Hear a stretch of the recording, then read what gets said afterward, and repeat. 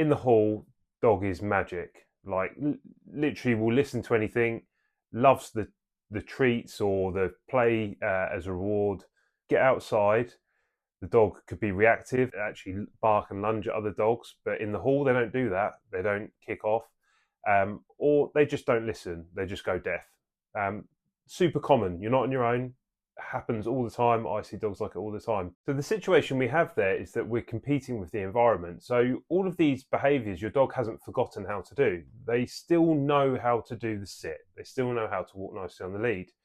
The the challenge is that that behaviour hasn't been proofed in enough different environments for the dog to be able to perform it when the arousal goes up. I want you to picture your dog's arousal as one of those charity thermometers that fills up as the money goes up. In an environment like a church hall where you've done your 8-week puppy class and the dog's been there loads of times and they don't, nothing super exciting ever happens. We do some training, which is great, and they enjoy it. Everything's controlled. The other dogs are on the lead. We've got someone who's leading this class who is trying to keep some structure. You've got activities that you're going to work through. We're in that environment where the dog is able to focus on the task at hand for the most part. There might be moments where you lose their attention or they get a bit bored, but they're able to focus. When you get outside and there are a million different sights, sounds, and smells for the dog to essentially be distracted by, what's more interesting? Is it you, or is it that bird that's rustling around in the bush? Is it the squirrel that's just run up a tree? Is it the smell of other dogs who have marked in a certain place? The mistake that owners make with this is they assume that he's just like that or she's just like that. The dog is the problem because they know how to do it, but they're stubborn. But they don't do it when they're out and about. They choose when they're going to do it. Almost like the dog's aloof, like the dog's choosing to be a dick when he's outside. The mistake we've made here is we've assumed that the dog can perform the exact behaviour that it performs so well in the village hall outside without any prior proofing. And proofing essentially just means we take the sit behaviour that the dog knows super well, and then we take that to as many different environments as we possibly can so that the dog is comfortable in performing that in all of those environments.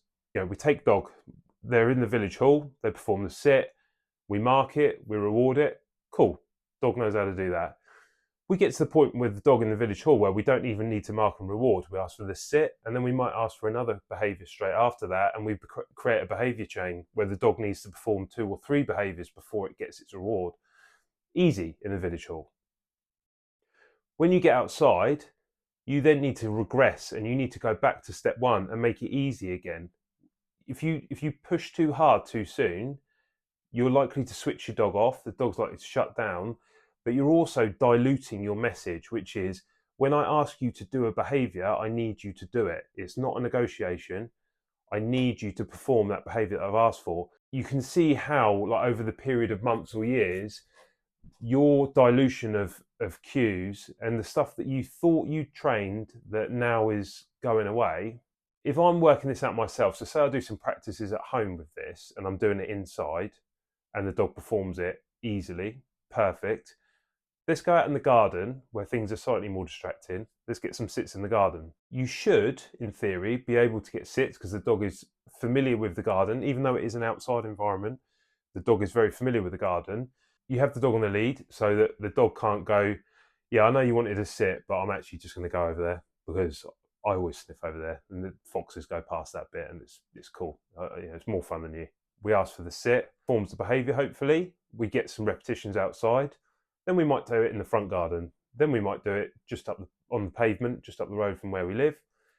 And then we just take it to as many places as possible. You're building a behaviour that's super well practiced. You're taking that behaviour into different environments, so you're proofing it, building even more value in your marker word because the dog has gone, oh, the window of opportunity for me to earn reward has just opened because my owner is asking me to perform behaviours.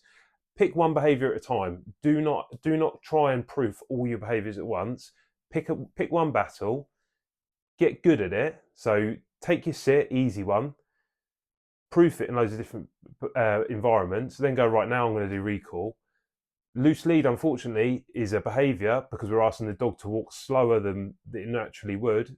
We still need to proof that. So yes, you might need to do some practice on in your garden with the build that behaviour. You might need to do it in the house. You might need to go up and down your street and do loads of turns, and your neighbours think you're a lunatic.